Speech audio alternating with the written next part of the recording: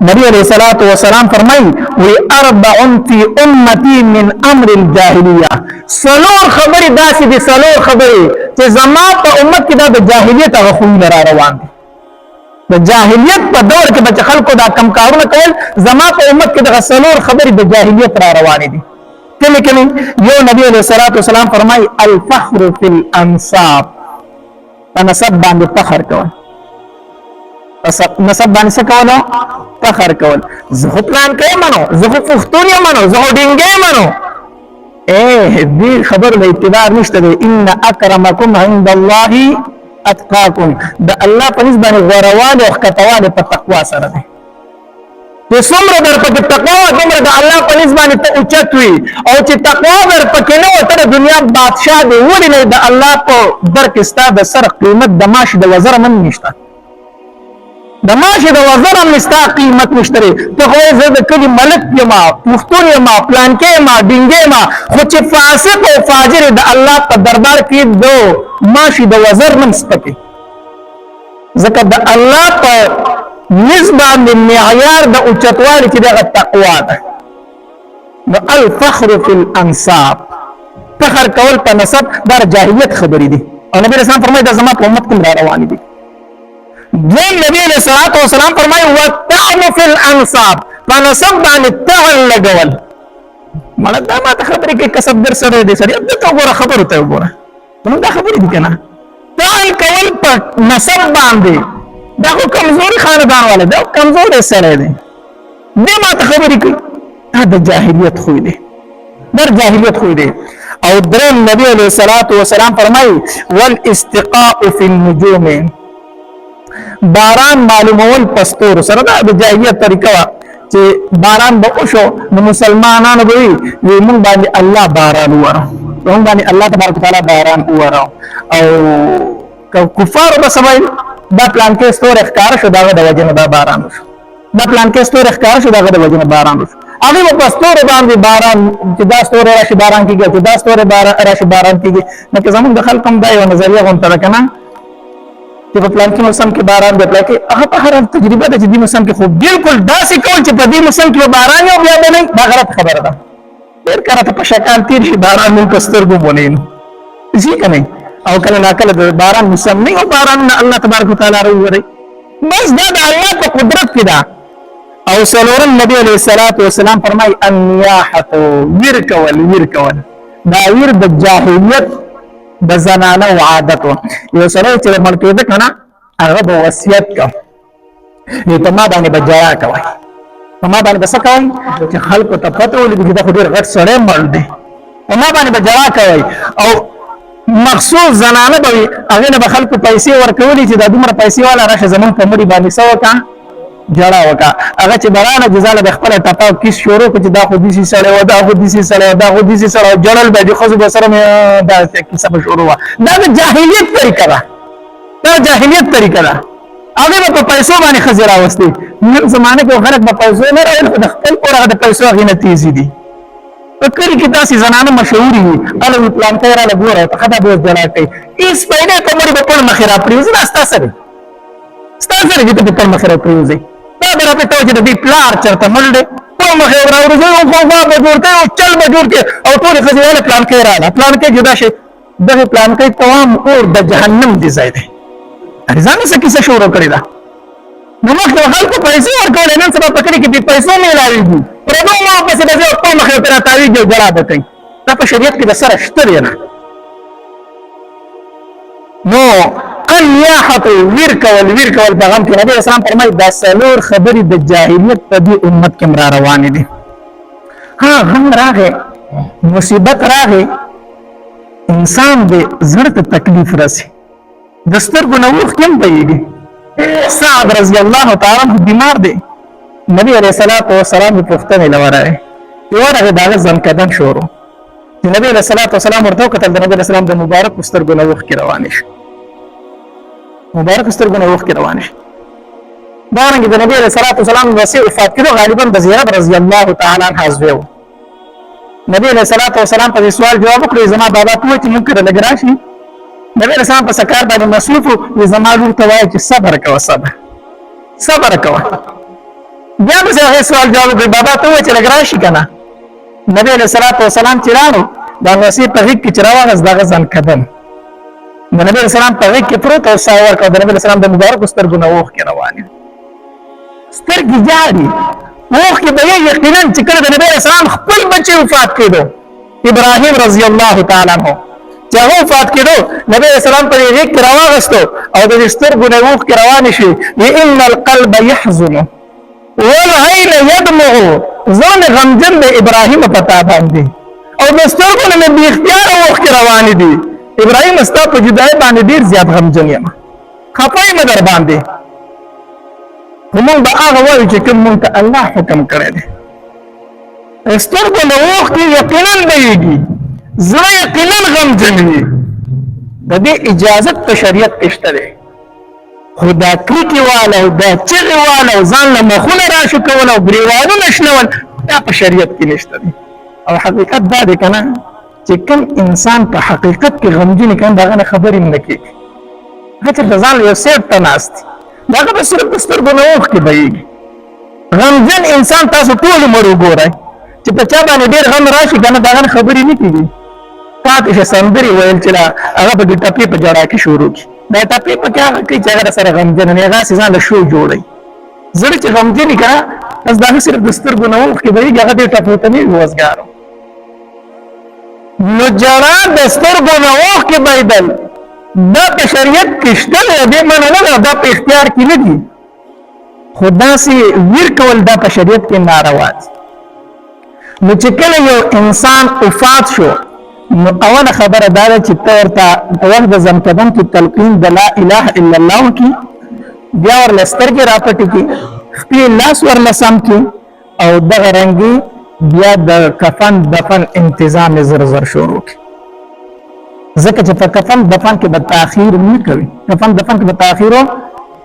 حدیث مبارک کې راځي وایي په صحابه کرامو کې به چې یو تن سحر وفات شو که نه به د زوال نه مخکې هغه دفن کېدو یعنې ماسپښین به د مخکې هغه دفن شوی او چې د ماسپښین نه به وروسته وفات شو که نه نو د شپې راتلو نه به مخکې هغه دفن کېدو نو چې کله یو انسان مړ شو وفات شو د هغه په کفن دفن کې به تاخیر نه کوي د شریعت مسله ده چې انسان مړ شو د دومره مقدار سره ته ایثارولی شي په کور کې چې د هغه قبر پکې وکنستی شي او غسل پکې د وکړی شي په دې نه سوا ایثارول د ده په کور کې جایز نه دي دا خبره ټیک نه ده چې د پلانکي ځای نه زوی را روان دی د ملیشانو یې ټکټ راغستی دی د دوی یې ټکټ راغستی را روان را دې شي څه چل به ټولې هغه مړ دی دکې خاورو ته به بیا هم سپاري د ده ایثارول بیا دومره جایز نه دي حدیث مبارک کې راځي نبی علیه الصلاة والسلام فرمایي چې کله د یو انسان نه روح ووتو ته ده په دفن کې تاسو تلوار وکئ ځکه که چېرته دا جنتي دی که نه نو خپلو نعمتونو ته یې زر تر زره ورسوئ او که دا هم بدعمله دی نو دا خو بیا یو مرداره ستاسو په وړو پرته ده زر د دې نه ورتا وکئ د دې وړو نه یې زر کوز کوئ بیا نه دی کوئ په نیکمرغۍ خپلو نعمتونو له به لاړ شي او که بدعملې تاسو به ترې نه خلاص شئ د دې ایثارول بیا جایز دومره نه دي نبي علیه الصلاة والسلام علي رضی الله تعالی عنه ته وصیت کړی و علي په دریو څیزونو کې به تاخیر نه کوي په دریو څیزونو کې به وروستوالی نه کوي تاخیر به نه کوي کوم یو نبي علیه الصلاة والسلام فرمایلي و الصلاة اذا حضرت کله چې د لمونځ ټایم راغی که نه نو په دې کې به وروستوالی نه کوي دا نه چې ورګه کومه دا خو د منافق منځ دی نبی علیه الصلاة والسلام فرمایي د منافق منځ داسې که نه چې کله ټایم په تېرېدو شي نو راشي دی څلور ټونګې ووایي د چرګ په شان دا یو څلور ټونګې ووایي ځان د مانځه نه خلاص کړي دا منځ د منافق دی چې کله د منځ ټایم راغی جومات ته مسجد ته ځان په ټایم باندې را رسوه په دې کې به تاخیر نه کوي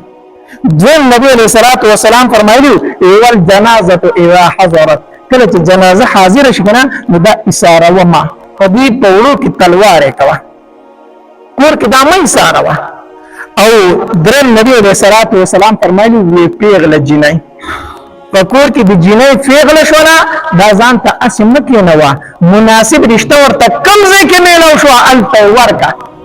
هلته ورکه نن مصیبت دا دی وی ورګه دې خو لا تعلیم نه دی پوره کړی ورګه دا خو بشپاړسم کوي او ورګه دا خو به امپل کوي ورګه ځکه لا ډاکټر جوړو ما نو چې ډاکټر ته جوړې ته په منځ کې نکاح کړي چې هغه ډاکټر شي هغه دا تر راسي شي ته سره کوم زه به خپل په دا څه کوي دا خو نکاح د مخ کې نه کړی نو دا ورګه ته ډاکټر جوړول نو چې ډاکټر ته جوړ کړي هغه دا تر راسي شي ته زه به خپل خو حکم نو مصیبت کې ګیر شي دا ولې تا د نبی رسول الله په حدیث عمل ونکړه دا پیغله شوی تا تی تپوس کړی پلان کې ځکه چې ستا رشته کوم ته په رضا یي کو دی وی او ورکا کو دی وی نه بل مناسب رشته وروبور دا د شریعت موافق خپل غم هم جوړول پکار دی خپل خادي هم جوړول پکار دی اسی پمنډ او پیر چې کور ته ورلم تپوس مې کو کور خیر دی وی اویل شوراته چې خیر دی خو ستا د مړ زوی د عبدالله زوی پیدا شو ستا کومه انګور چې د امینه بیبي د هغې زوی پیدا شو نو عبدالمطلب صاحب نبی علیه الصلاة وسلام زر د انګور د غیږ نه راواغس خپلې غیږې ته کو او چې داسې راواغستو نو خانه کعبې ته رامنډه کړه راغه او غیږ کې نیولی دی او د خانه کعبې نه پې اووه طوافه ګیر چاپېره وکړل او چې طوافونه په نبی علیه الصلاة وسلام وکړو نو کور ته واپس بوس د پیدایش سره نبی علیه الصلاة وسلام د خانه کعبې طواف کړی دی نو هغه دا میاشت وه دا ربیع الاول میاشت وه په دې میاشت کې نبی علیه الصلاة وسلام دنیا ته تشریف راوړی دی نو په دې میاشت کې په نبی علیه الصلاة وسلام باندې درود شریف ډیر زیات ویل پکار دی حافظ ابن حجر رحمه الله لیکي وی کو چرته یو انسان د خپل سا اغستو په شانتی په نبی علیه الصلاة وسلام درود وایي لکه څنګه چې سړی سا اخلي دغه شانتی دی په نبی علیه الصلاة وسلام مسلسل همیشه د پاره پټول ژوند کې درود وایي بیا هم دی د نبی علیه الصلاة وسلام د احساناتو بدله نشي پوره کولی په موږ باندې چې د نبی علیه السلام څومره احسانات نو د دې وجې نه په دې میاشت کې په نبی علیه الصلاة وسلام باندې څه زیات وایي درود زیات وایي درود زیات وایي او د درود شریف ډیر زیات برکات هم دي حدیث مبارک کې راځي نبی علیہ الصلوۃ والسلام مسجد نبوی کې ناست او صحابه کرام ته غیر چافیر ناست یو صحابي ته تفوس کو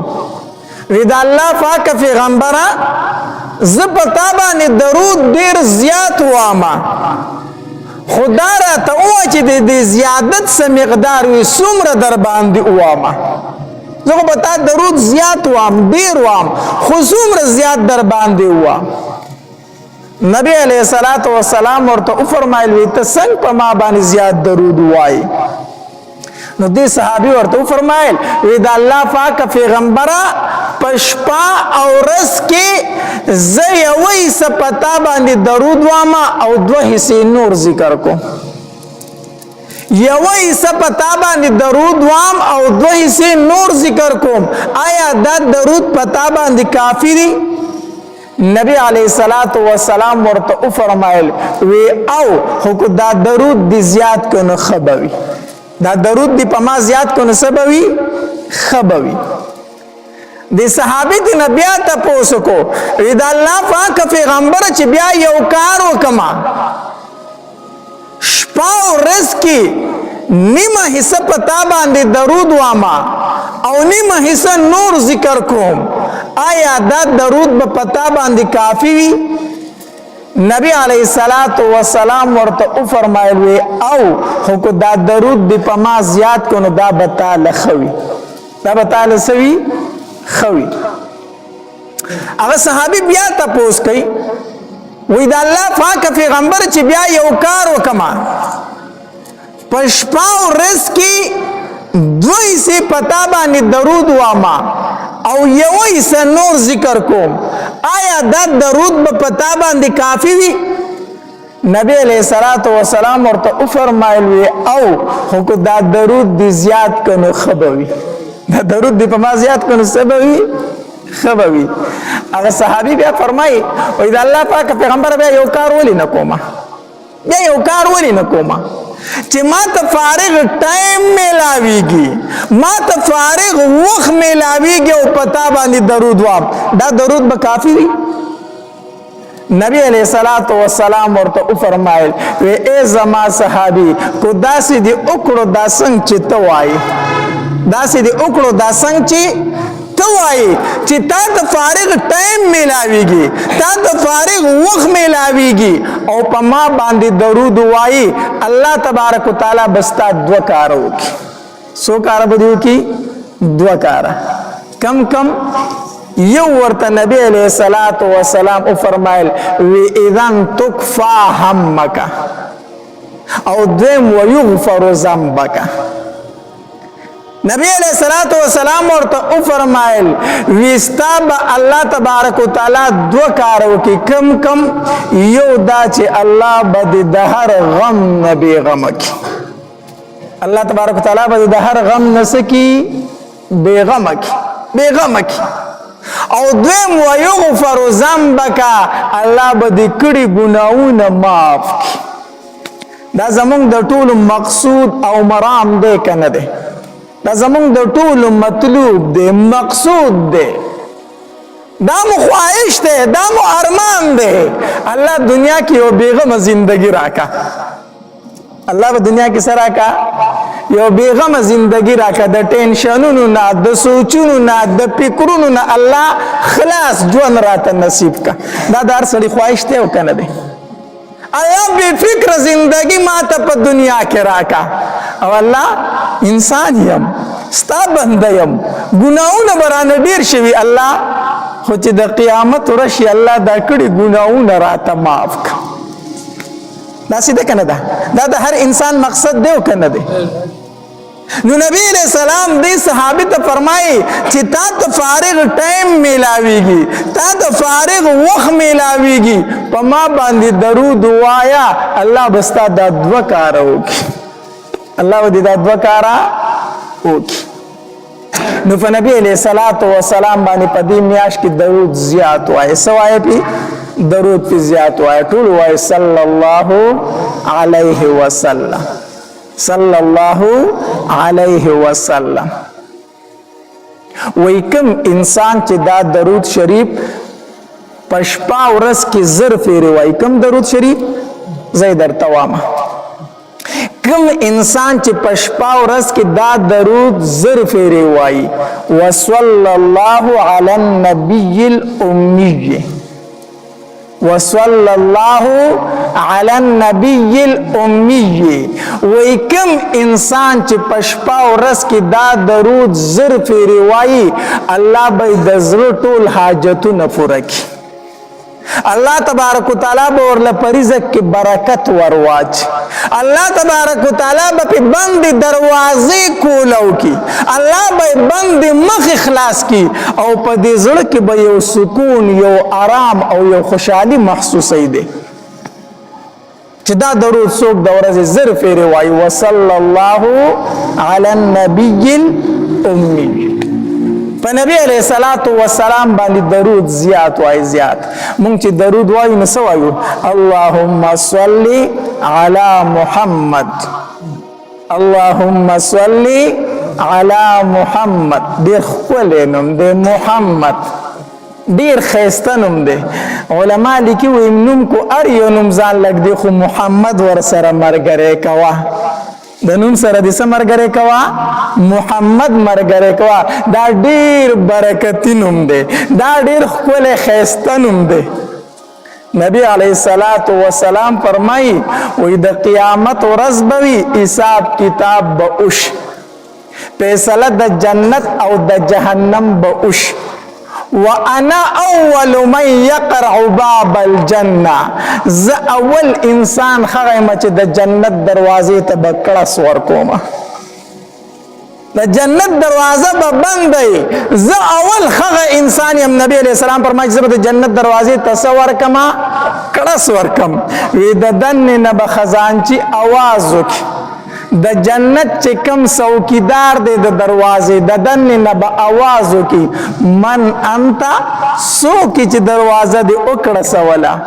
زه به ورله جواب ورکم چې محمد زه څوک یم محمد یما صلی الله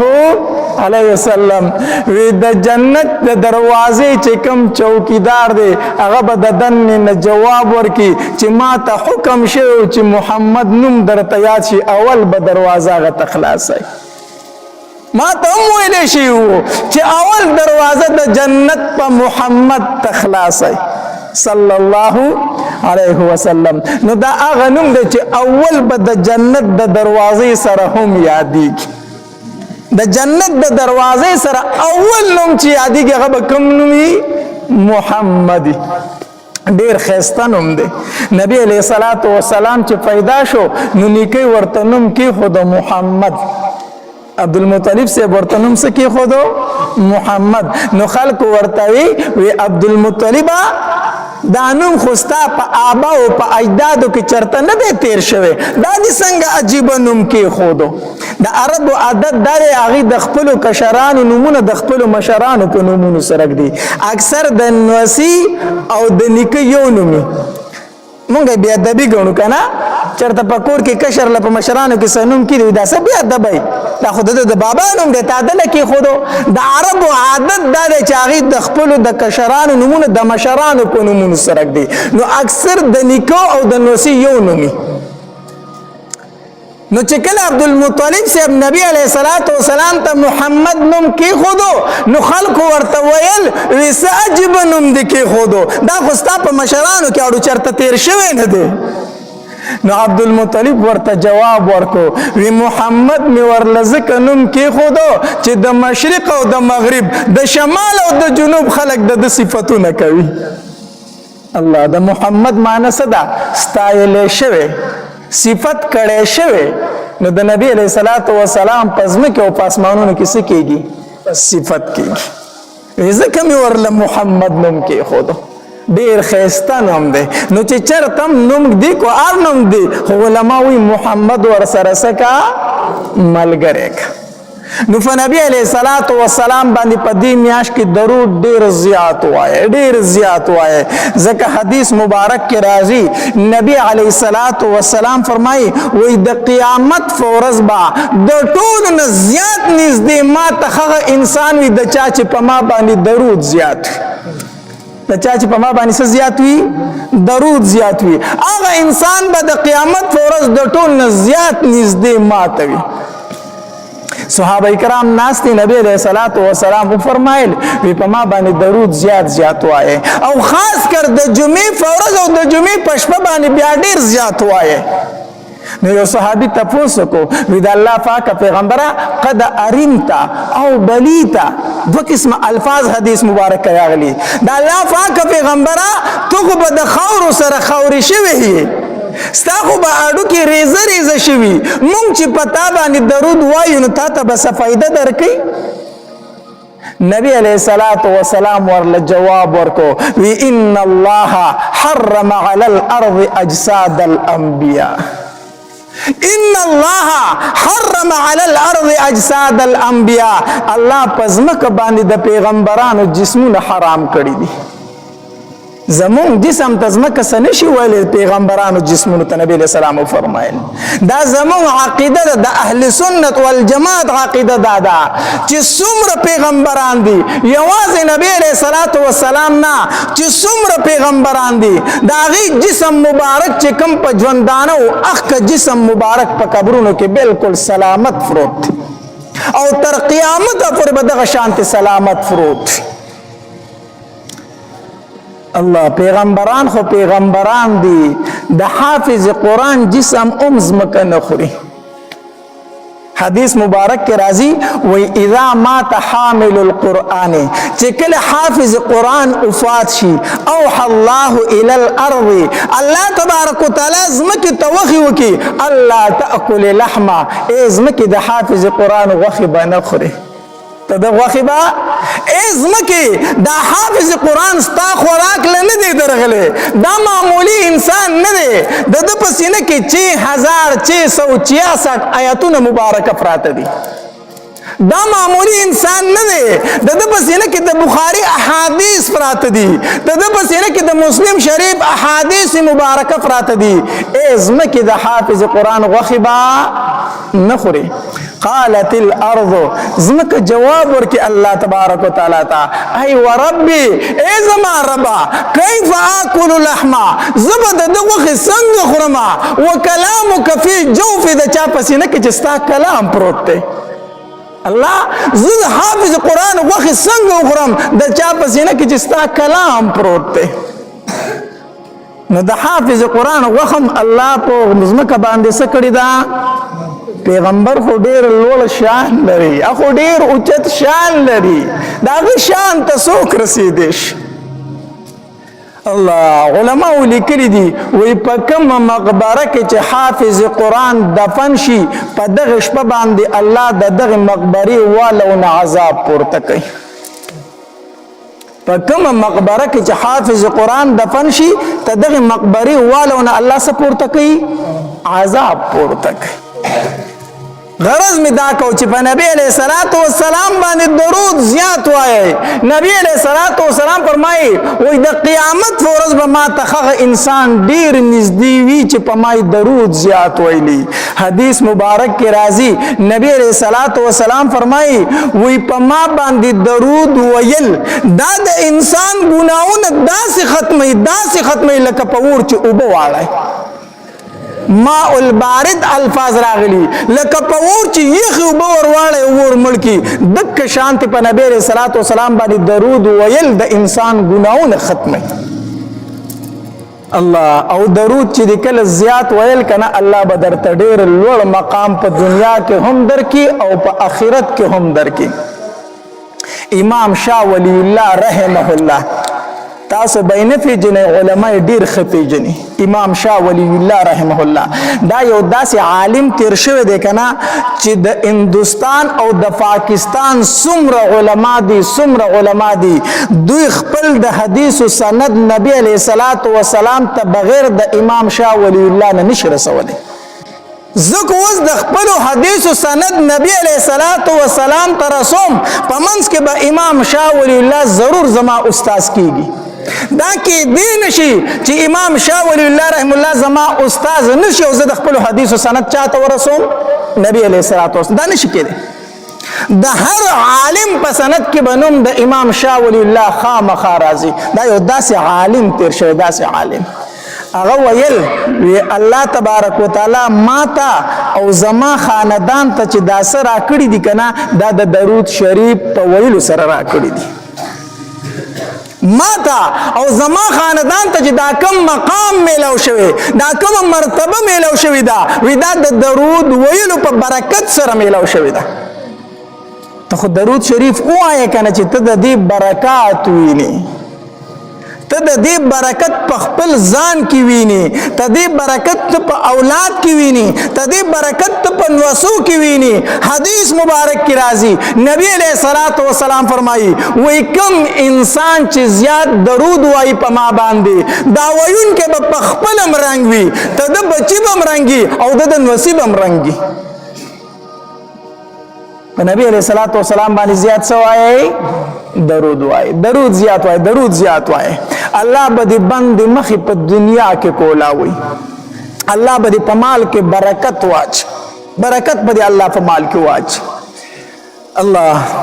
د درود شریف په فضیلت کې یو کتاب د دلائل الخیرات د دې کتاب نوم دی دلائل الخیرات او د دې کتاب مصنف چې کوم دی دا غنوم دی علی ابن حسین الجزولی رحمه الله علی ابن حسین الجزولی رحمه الله د دې کتاب مصنف ته هغه په دې کتاب کې په خپل لیکلي دي چې ما دا کتاب ولې د درود شریف په فضیلت کې ولیکو هغه وجه لیکي هغه وای دا سکارو چې زه یو ځل په سفر باندې تلم نو په یو خوشي بیابان ورلم نو د مانزه ټایم شو د مانزه وخت شو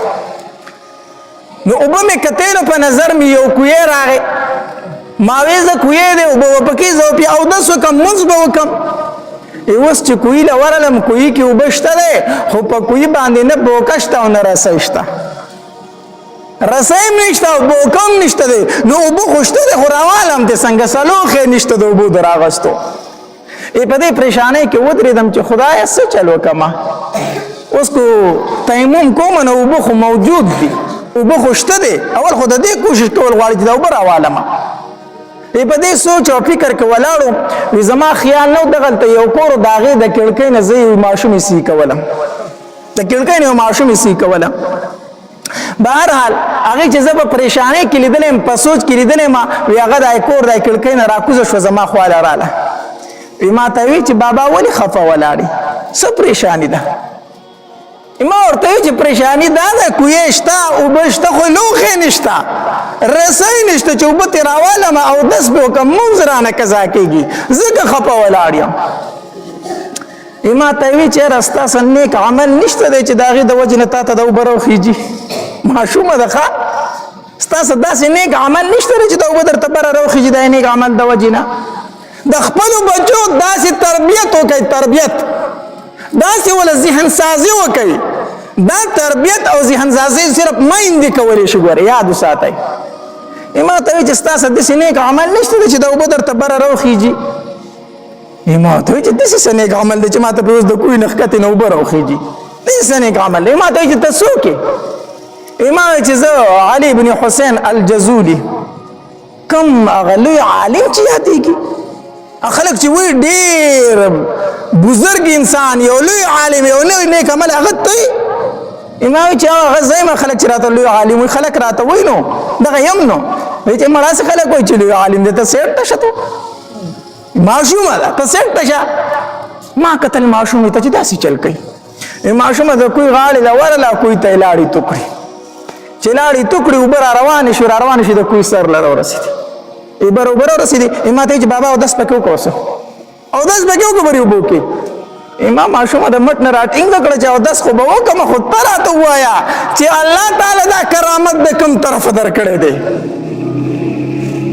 ماشومه الله تبارک وتعالی دا دومره کرامات تا ته په کوم عمل درکړي دي چې ستا په لاړو کې الله دومره طاقت یې چې د کوی اوبه پې د ویښ نه سر له راخیږي څه عمل دی ستا کوم عمل دی هغې ماشومې راته وایي چې داسې هېڅ عمل مې نشته دی خو په نبي علیه صلات وسلام باندې درود زیات وه په نبي علیه صلات وسلام باندې څه زیات وامه درود وامه بس د دغې درودو د وجې نه الله زما بندې مخې کولاوي هر مشکل راته الله د دغې درود د وجې نه اسانه د دغې درود په برکت سره ماته هر مشکل کار اسانېږي امام جزولی رحمه الله فرمایي وي او داس هم کو مونږ مې وکړو خو دا مې قص وکړو اراده مې وکړه کو کلی تلاړم په خپل ژوند کې به ضرور د درود شریف په فضیلت یو کتاب لیکم دا مې قص وکړو اراده مې وکړه او چې کلی ترالم نو دلائل الخيرات کتاب مې ولیکو چې دا د درود شریف په فضیلت کې دی الله نو نبی علیہ الصلوۃ والسلام باندې درود زیات وایي سپی وایي دا درته نو عام چې نور نیک اعمال مکوي نور ذکر مکوي نور ذکروم زیات کوا چې څومره در نکیږي وایا خو زمون خلق نور ذکر زیات کوي خو درود شریفو سبحان الله الحمدلله الله اکبر لا اله الا الله دا اذکار الحمدلله مونږ کو کنه او خو په ډیر والی سره کوي څومره چې کولې شه دا د الله ذکر دی نبی علیہ الصلوۃ والسلام فرمایي وستا جب د همیشه د الله په ذکر باندې لمدای جب د همیشه ستا په سلام دی د الله په ذکر باندې لمدای نو ذکر کو دا بهترین ذکر دی حکمه په مونږ کې دا چې مونږ درود شریف نه وایو درود شریف نه وایو نو په نبی علیہ الصلوۃ والسلام باندې درود شریف هم زیات وایي ٹھیک ده په نبی علیہ الصلوۃ والسلام باندې درود چې څومره درنه زیات کیږي دومره وایي د دې ډیر زیات فضایل دي ډیر زیات فضایل دي نبی علیہ الصلوۃ والسلام فرمای صحابه کرام ته تاسو ته بخیل معلوم دي چې بخیل سره سوکته بخیل فیجن بخیل سوکته صحابه کرام جواب ورکړ وی الله او د الله رسول به ډیر خفیجن نبی علیہ الصلوۃ والسلام فرمایل وی بخیل خغه انسان دی چې د چا وړاندې زمان نوم مبارک ذکر شوغه په ما باندې درود نه وای د چا وړاندې چې زما نوم مبارک ذکر شي هغه په ما باندې څه نه وایي درود نه وایي حدیث مبارک کې راځي وایي کوم انسان چې نبی علیه الصلاۃ والسلام نوم مبارک ذکر شي او دې په درود نه وایي دا انسان بے وفا دی دا انسان سره بے وفا دی د نبی علیہ السلام سره وفا نه کوي د نبی علیہ السلام سره مینه نه کوي بل علماء لیکلي دي وایي کوم انسان په وړاندې چې د نبی علیہ السلام نوم مبارک ذکر شو د درود نه وایي کنه نو د قیامت په ورځ به د نبی علیہ السلام د مخ مبارک دیدار اونکي د نبی علیہ السلام د دیدار نه به محروم شي بل روایت کې راځي نبی علیہ السلام فرمایي وایي کوم انسان په وړاندې چې زما نوم مبارک ذکر شي او د په ما باندې درود نه وایي د جنت لار فریخ او د جهنم په لار روان شوی دی الله